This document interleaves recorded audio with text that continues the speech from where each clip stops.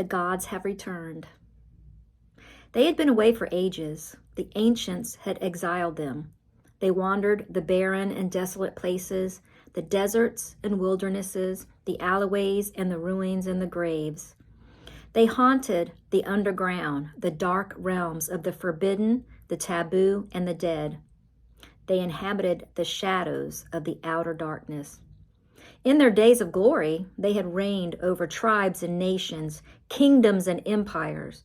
They had subjugated cultures and mastered civilizations, infusing them with their spirits, saturating them with their images, possessing them. They sat enthroned in marble temples and shrines of wood and stone, by hollowed trees and rivers, in sacred groves and in mountaintop sanctuaries. Their statues and carved images looked down at their worshippers who approached their altars with offerings and tributes, sacrifices and blood, even human victims. Kings bowed down before them, priests sang their praises and performed their rituals.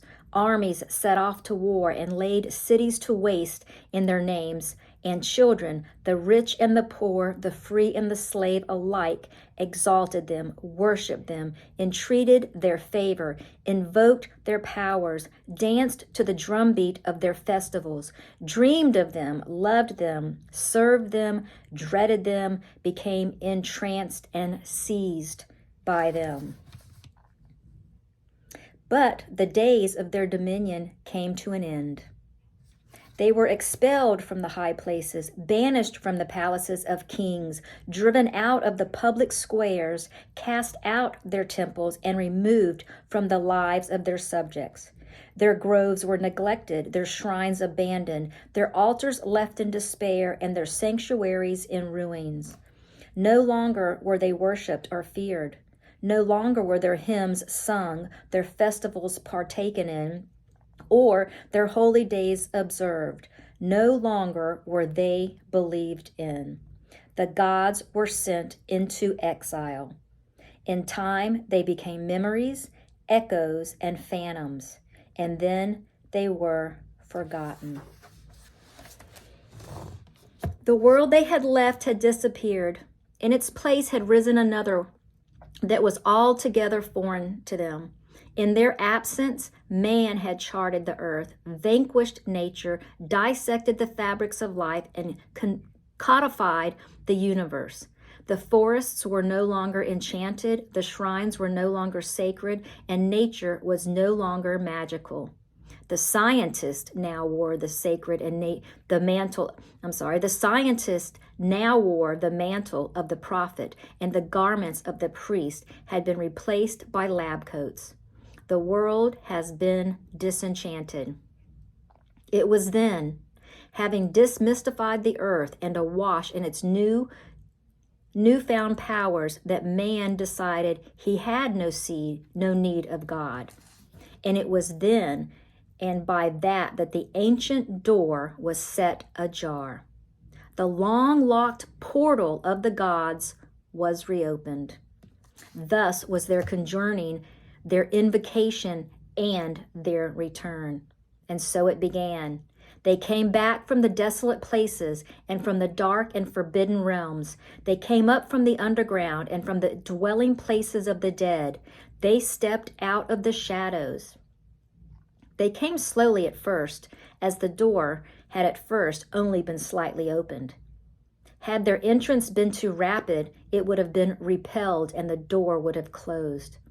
But by entering with measured steps, they were able to keep the door ajar and then open it still wider. And as the shock that followed each of their steps dissipated, the resistance to their return would be overcome. The world they now entered was unlike the one they left behind. In the former world, cities glowed with light from oil lamps and walls were adored with carved images. But in the world they entered, cities were illuminated with electrical currents, and images of light moved across billboards and movie screens, television sets, and computer monitors. The gods could not rule over the modern world as they had ruled over the ancient, not in the same way. But they would rule over it. They would not return to the high places and groves or to their ancient shrines and temples. They would inhabit the new seats of power by which the modern world would be led and make of them their thrones. They would come upon the movers and influence of modern culture and make them their instruments. To gain dominion over the modern world, they would not appear as they had in ancient times.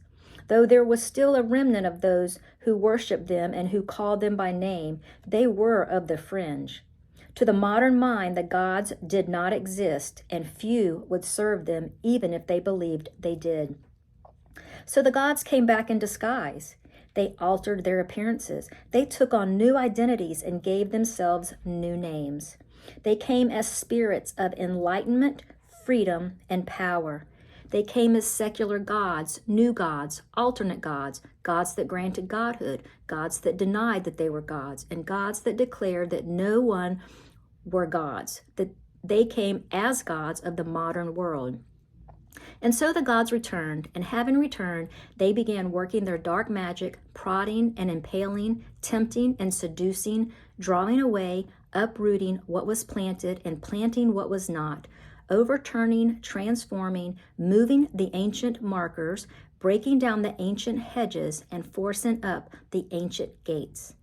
And as the seeds of their planting came to fruition and their spirits infused more and more of the modern world, they grew still more powerful. And so, the gods now dwell among us.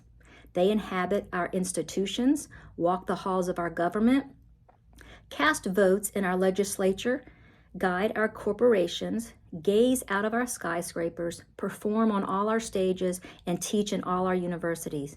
They saturate our media, direct our news cycles, inspire our entertainment, and give voices to our songs. They perform on our stages, in our theaters and stadiums. They light up our television sets and computer screens. They incite new movement and ideologies and convert others to their ends. They instruct our children and initiate them into their ways.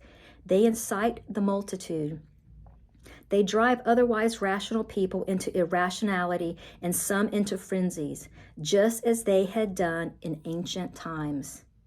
They demand our worship, our veneration, our submission, and our sacrifices. The gods are everywhere. They have permeated our culture. They have mastered our civilization. The gods are here.